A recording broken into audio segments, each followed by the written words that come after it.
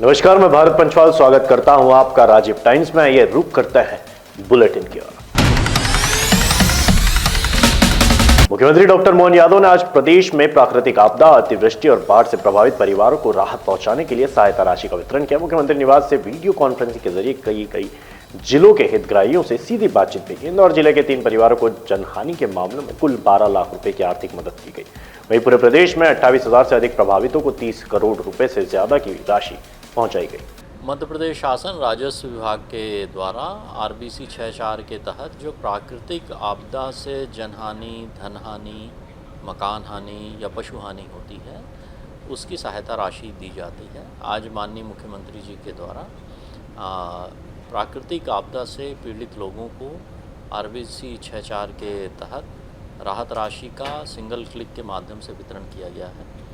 माननीय मुख्यमंत्री जी द्वारा जो बाढ़ प्रभावित क्षेत्र हैं वहाँ के जो प्रभावित लोग हैं उनसे चर्चा भी की गई है। माननीय मुख्यमंत्री जी द्वारा ये भी निर्देश दिए गए हैं कि जहाँ कहीं भी अतिवृष्टि या बाढ़ की स्थिति आए वहाँ जिला प्रशासन, पुलिस, NDRF, SDRF को तत्काल पहुँचना चाहिए।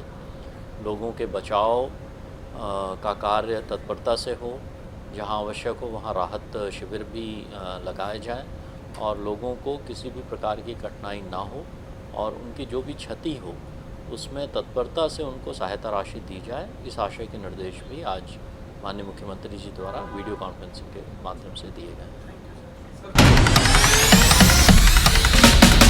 राजधानी भोपाल में केंद्रीय मंत्री ज्योतिरादित्य सिंधिया एक निजी कार्यक्रम में शामिल हुए। कार्यक्रम के दौरान उन्होंने देखा कि पूर्व मुख्यमंत्री दिग्विजय सिंह मंच के सामने बैठे हुए थे। सिंधिया तुरंत पहुंचे दिग्विजय सिंह के पास और हाथ पकड़कर मंच पर ले जाकर बैठाया। वहीं केंद्रीय मंत्री ज्योतिरादित्य सिंधिया और मध्य प्रदेश भाजपा के प्रदेश अध्यक्ष हेमंत खंडेलवाल की भी भोपाल में मुलाकात हुई। मुलाकात के दौरान इन दोनों बीजेपी नेताओं के बीच संगठनात्मक विषय और विकास योजनाओं पर चर्चा हुई। इंदौर विकास प्राधिकरण की बोर्ड बैठक में आज शहर विकास को लेकर कई अहम फैसले, स्कीम नंबर 171 की पुष्प विहार और श्री महालक्ष्मी नगर सहित कई आवासीय कॉलोनियों को योजना में मुक्त करने का प्रवास और प्रस्ताव पास किया गया। ये प्रस्ताव अब अंतिम मंजूरी के लिए राज्य सरकार को भेजा जाएगा। प्राधिकरण अध्यक्ष दीपक सिंह के मुताबिक सहकारिता विभाग में पंजीकृत कॉलोनियां योजना से बाहर की जाएंगी, जबकि बची हुई खुली जमीन पर प्राधिकरण अपनी योजनाएं लागू करेगा। महत्वपूर्ण विषय रखा गया था स्कीम नंबर 171 के बारे में। इसमें जो कमेटी ने रिपोर्ट दी है उस पर आज बोर्ड में डिस्कशन हुआ है। इसके बाद इसके सारे वैधानिक पहलुओं को देखा गया है। स्कीम 171 में मोटे तौर पे 150 हेक्टेयर के आसपास ज़मीन है, जिसमें लगभग 20 हेक्टेयर शासकीय भूमि है और उसके बाद जो ज़मीन बच रही है लगभग आधी ज़मीन जो है, बल्कि 60% विभिन्न कोऑपरेटिव हाउसिंग सोसाइटीज़ के पास है और लगभग 40% ज़मीन निजी भूमि धारकों के पास है। हमने आज ये निर्णय लिया है कि जो सोसाइटीज़ की जो ज़मीन है उनके बारे में अब आगे IDA जो है इम्प्लीमेंटेशन नहीं करेगा और वो जो सहकारिता विभाग के जो भी विधिक प्रावधान है उसके तहत वो करेंगे। जो निजी भूधारकों की ज़मीनें हैं और जो शासकीय भूमि है उसमें IDA अपना स्कीम इम्प्लीमेंट करेगा और इसके लिए हम टाउन कंट्री प्लानिंग एक्ट के तहत जो विधिक प्रावधान है स्कीम के मॉडिफिकेशन के, उसके प्रस्ताव हम राज्य शासन को भेज के स्वीकृति प्राप्त करेंगे और उसके बाद उसका क्रियान्वयन।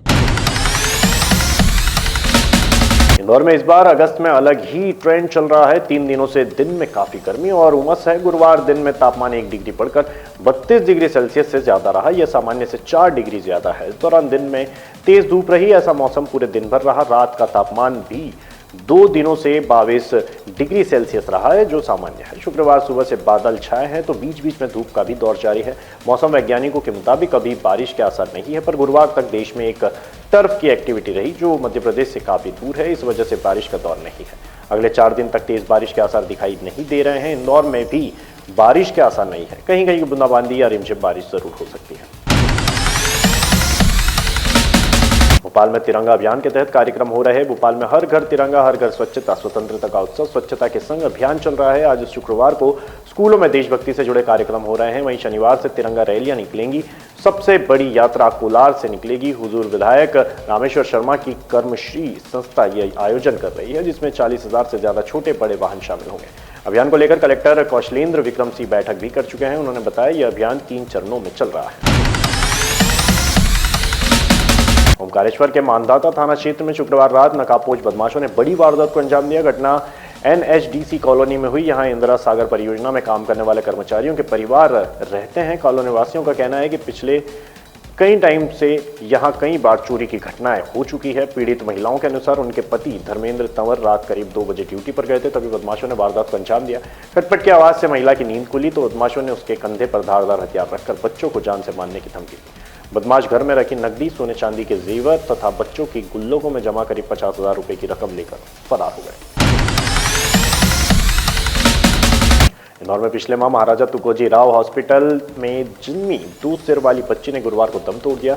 उसे 2 हफ्ते तक special new born care unit में रखा गया था। इसके बाद परिवार ने उसे घर ले जाने का फैसला किया। गुरुवार को देवास निवासी दंपति के घर पर बच्ची ने दम तोड़ दिया। 2 सिर थे, लेकिन शरीर का पूरा हिस्सा एक जैसी विकृति वाली इस बच्ची ने 22 जुलाई को MTH में जन्म लिया था। 2 सिर और एक शरीर वाली ये संरचना मेडिकल क्षेत्र में पैरापैगस डायसेफल्स नाम का एक दुर्लभ स्थिति होती है। और फिलहाल के लिए बुलेटिन में इतना ही। तमाम जानकारी के लिए, ताजा तरीन खबरों के लिए देखते रहिए राजीव टाइम्स।